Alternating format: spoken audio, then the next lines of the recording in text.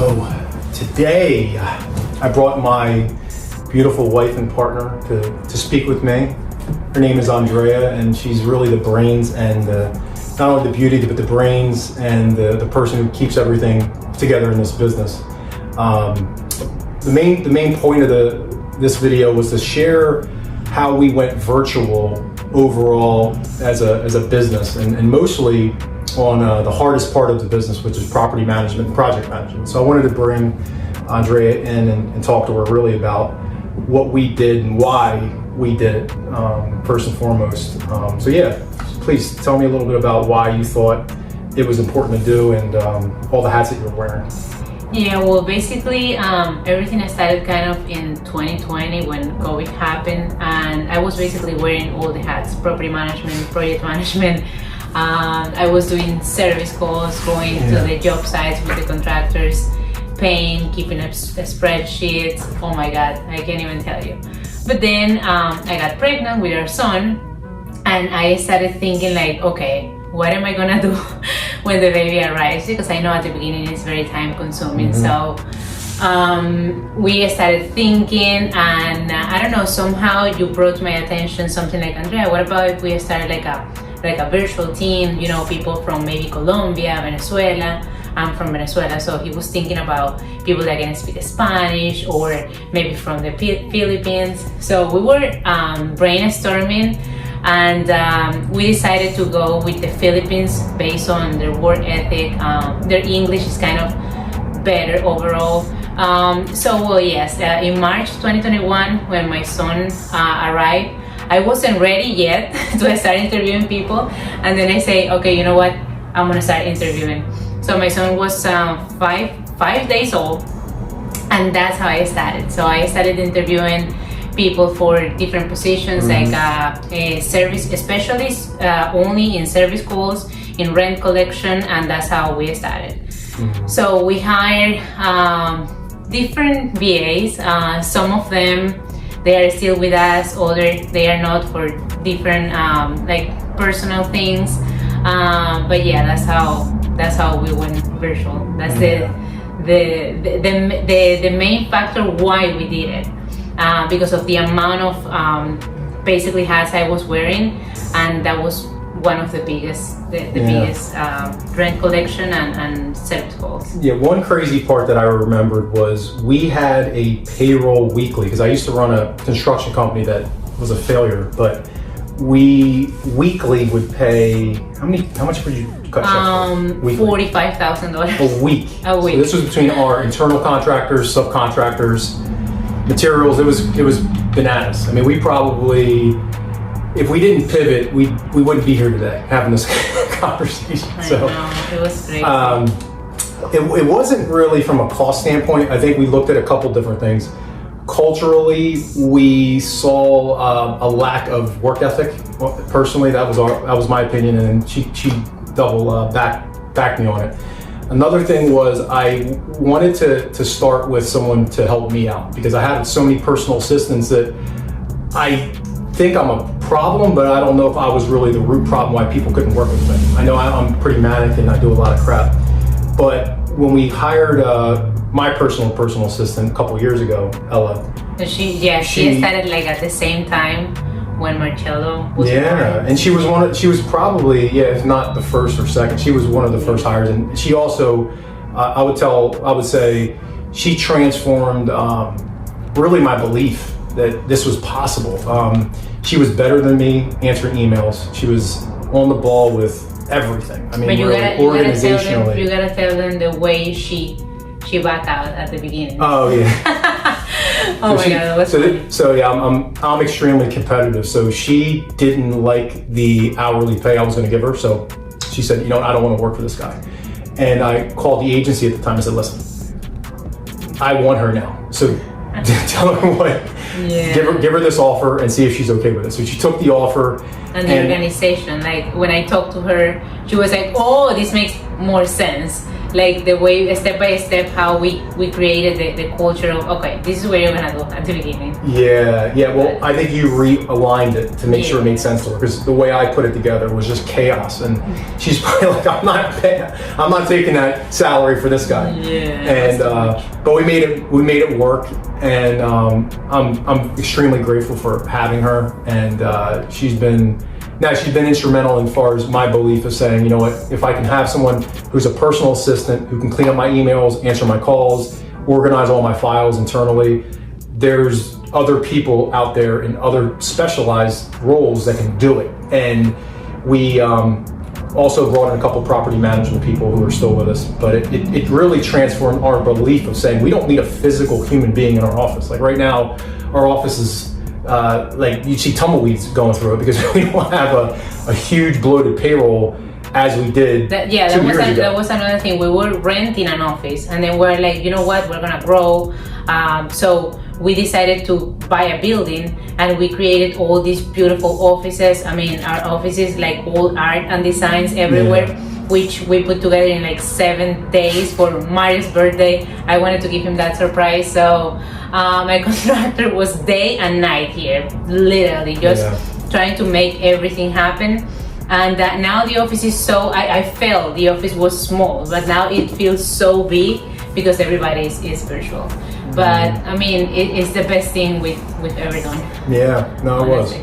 So I want to ask you a couple of questions about, we started looking at different virtual assistants and where could we fit them in what positions and how do we categorize it. So I guess property management essentially was the first really business that we put VAs in and structured them in a certain way. Now, how did you format it and how did you make the communication work and all those details? So that's something that's not my strong point. I get what you did, but explain it to like me and everybody else. Yeah, so basically the most important in property management is the rent collection, right?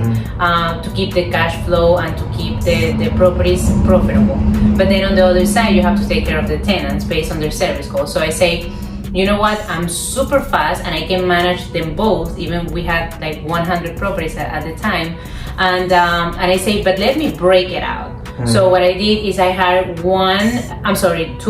rent collection specialists because I say I'm gonna basically split it. You do 50, we do 50. So to go a little into details, what I told them is this: we're gonna work very proactively creating a culture with the tenants. So on the 25th of each month, you're gonna send a friendly reminder that the rent is due on the 1st. So that's like the first mass email blasting we're gonna start, plus through our online system that we use, Hemlin. Then on the 5th, you're gonna send another friendly reminder that by the 6th, basically you're gonna get a late fee. And then by the 6th, you send another one that the person got a late fee. And then by the 10th, you're gonna send a notice to cease if we haven't collected rent. And by the 15th, you send the eviction notice and they are evicted. So those two VAs plus myself, we were super fast making every single day, like the organizational charge we created, that the tenants started paying like crazy. So we came from like 60% collections to almost 95%. So it was crazy. Would you say that concept shortened our time of receiving rents with the VAs? Yeah, totally. Because they were like, oh my God, they felt that we were like all over them. Like they were calling me like, what is going on? Why these guys are calling me? And I say, listen, it's not you. It's a lot of tenants. I mean, I will say that to each of them. Yeah. And I say, it's not you, it's other tenants. So we gotta try to implement this culture. So by today's date, honestly, I think that's what really worked. Because they are so bothered by us that they are like, they pay like 10 days in advance, something like that. Yeah. And then on the other side, we started the service calls specialist.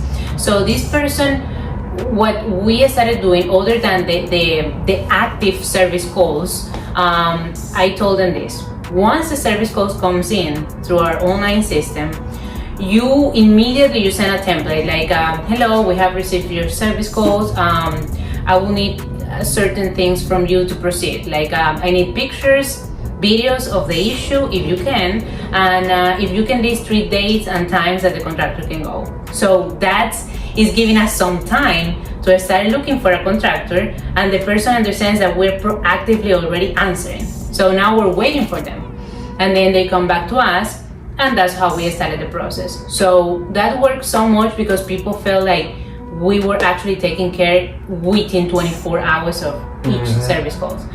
And during the weekends I will take over because we didn't have VAs, but we never have like crazy stuff. Like let's say Friday, and then we'll take care of Saturday or Mondays. So it was pretty smooth, like the service calls management. So service calls was pretty easy to take off after. Yeah, like at the beginning it was very time consuming because training a VA, explaining to them things that they don't even have in their countries, like basements, like how a hot water heater looks like, an HVAC system. Like they don't have HVACs because they don't need heaters. We do, or the baseboard heaters, or the air conditioner units. You can have a central air, you can have a window unit. So those small details plus all the most important thing is like the CO, the certificate of occupancy of the property. So explain that to a VA. It took so much time from me, but then we created checklist, and honestly, like if we give you that, you will know exactly what to do in a property, like what to see, what could possibly open a service calls, and then what we do is now preventive service calls. So we send a contractor every 6 months so they can go check everything is up and running. The heaters, the pipes are tightened in, so everything runs smoother now. But before it was a mess, essentially because the tenants didn't have the culture. But now that they have, they don't even complain. They can't even withhold rent for service calls because we just work super active. And that's how it worked. Yeah, absolutely. And I also look at the way we did things was kind of working backwards sometimes. Like I played college basketball, so I look at when I first touched the basketball all the way to college, really what was the steps and the process as far as becoming a great athlete or a great basketball player. So it's obviously you're going to be training, you're going to be working out, you're going to be practicing, and then there's going to be an in-game situation. So we did a lot of things similar to that, where it was like a checkpoints that we created. The one training platform that we use is Trainual, and I think it's been instrumental to me by creating a video series of how to handle a service call. And then there's also an attachment of a step-by-step guide or a checklist attached to it. So by having a library of videos to also complement the weekly trainings that we had, it caught people up to speed of saying, you know what, I don't have to live there. I understand what the basics are because you explained it very easily, like baseboard trim and specific things in a house. Then it started giving people more confidence over time to understand the language and the different terminology. So that was the biggest gap we had to bridge, was the terms, the language, the understanding of everything, and then it slowly came together. So expecting it to turn over overnight was not something I expected. I had patience towards it because I saw when I first picked up the basketball till I could actually make a jump shot or shoot one consistently, it takes time. It takes a lot of practice and tweaking and coaching and mentoring. And so I think Andrea really did an amazing job by really the education part of the background. I mean, she really does not play around with them. I mean, it's like walking into a Hard Knocks episode sometimes when she's doing these trainings. That's why I had you watch it. But she doesn't. She holds them accountable, and they have to have a specific personality type and DNA because the way our core values are just different. I mean, that's probably why a lot of people can't work around this, to be honest with you. But the virtual people, they just have something inside of them that we can work with. It just there's a motor or there's an independence of accountability that just works with us. Yeah, I think that's the thing. And don't take us wrong. Like at the beginning, it was like so messy because we didn't implement all the systems that we created right now. That's why we have so much free time, because before it was like, okay, we have an issue, let's put BAs in place. And now, okay, the issue is that the time I'm training them. So let's make videos. Then we have a platform where we can drop videos. Then we created checklists. Then we created different channels for communication. Like for example, we had Slack before, and then Trello to organize our like to-dos, like our daily to-dos. And then creating daily huddles so we can discuss daily what's our plan for today, what did we do yesterday, and what our issues are. So I could actually be proactive fixing issues every single day. And now we kind of switched to Gmail chat basically, so it is easier and faster because we're in our emails so much. And that's the way, I mean, now we work. It's better, and communication is the most important for the whole business. So my question would be, so if there's ever a seasoned fix and flipper, I would tell you the mentality that I used to have, which is like prehistoric, and most guys operate this way because I'm friends with these type of people, is how do you manage a project virtually with no boots on the ground and trust contractors and think that the project is going to go to fruition? Like what process did you create based on, say we have 5 projects? How did you create communication? What software do you use, and how do you hold it accountable to make sure it gets done? That's a big question, but how'd you put it all together? Yeah, well, the first thing was creating checklists, and the checklist will drop in steps. For example, there is a checklist that goes in step number 1, and then a checklist that goes on step number 2. So those checklists goes into our Trello board. So we have weekly meetings where we check per property what stage they are. So for example, we are on stage number 1. The stage number 1 is change all the utilities to our name. And then, I mean, I can make a whole video of step by step how we create it. Yeah, just give like the basics of like what stage 1, stage 2 looks like, stage 3, 4, and 5. Stage 1 is basically before the contractor goes in. We change all the utilities. We make sure, you know, when the contractor goes in, they have gas, they have heater, if it's winter, they have electric, they have power, etc. So we make sure everything is up and running at the very beginning.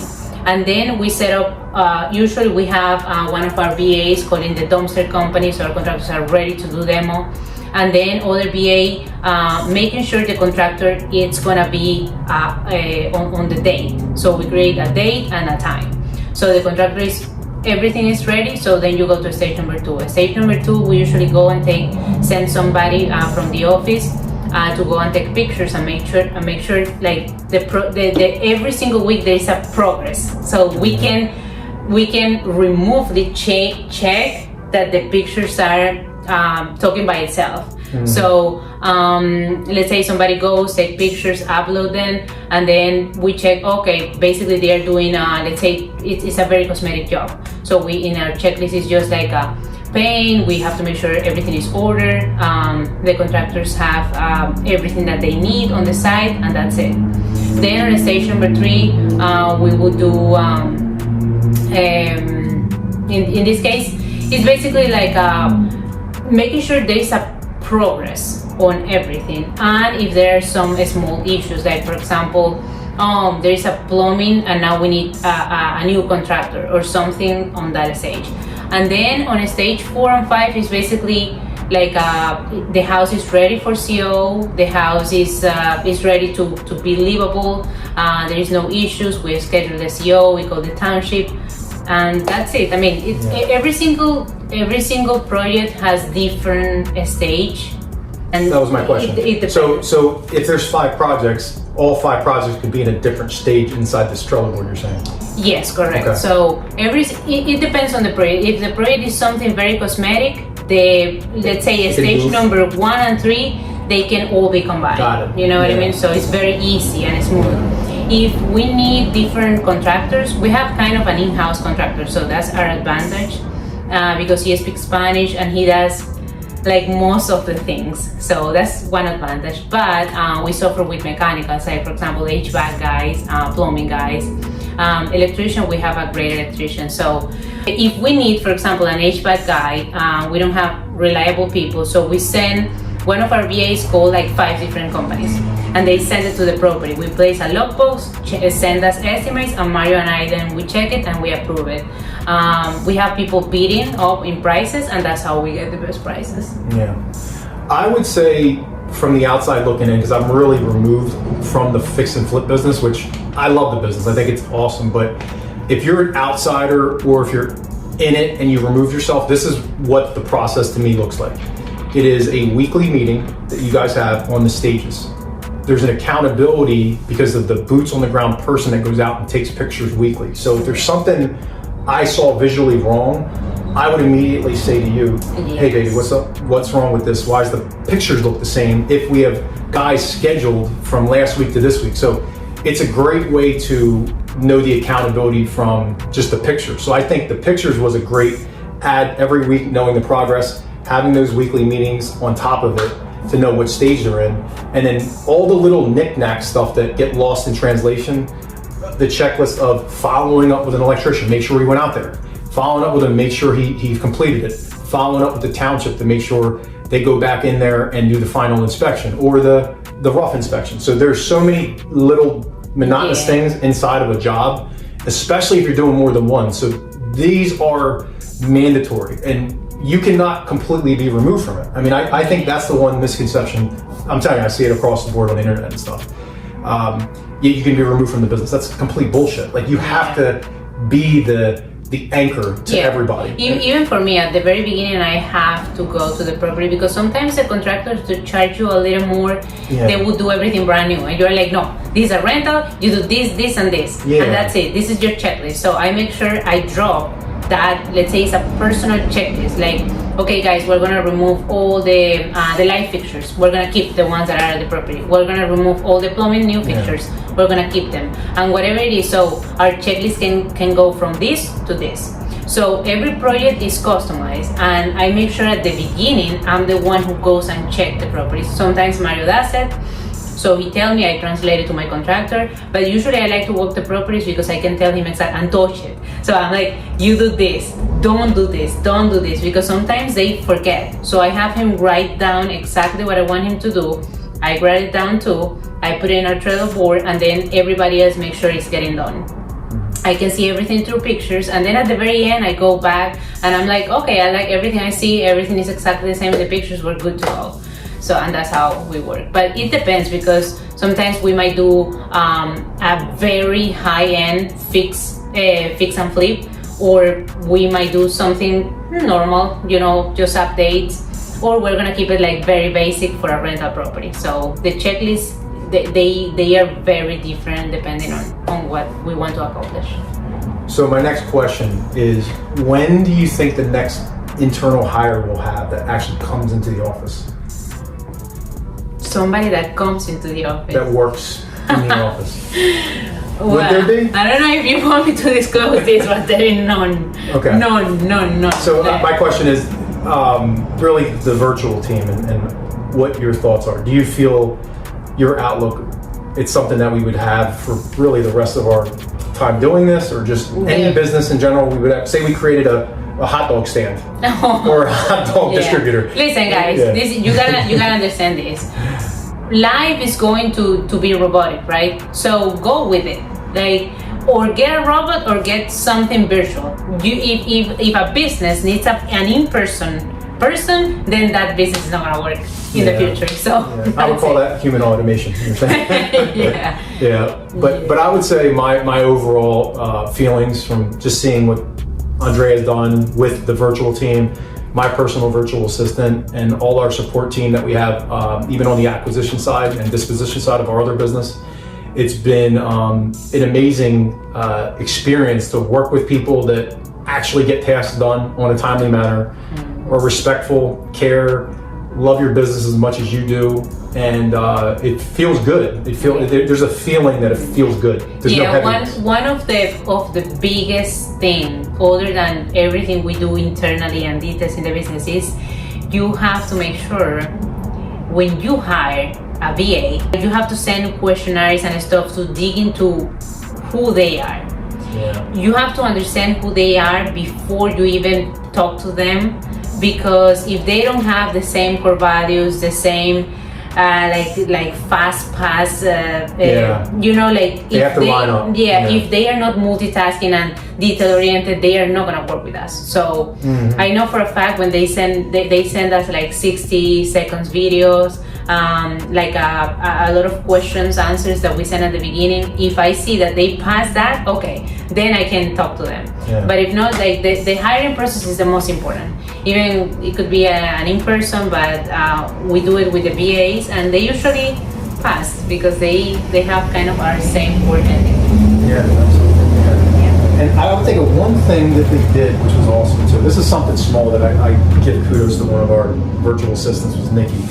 She put together this amazing, we call it a credibility package about our company and everything that we do. And she was able to nail not only the graphics, but putting this thing all together, put our team together, and even be able to send it.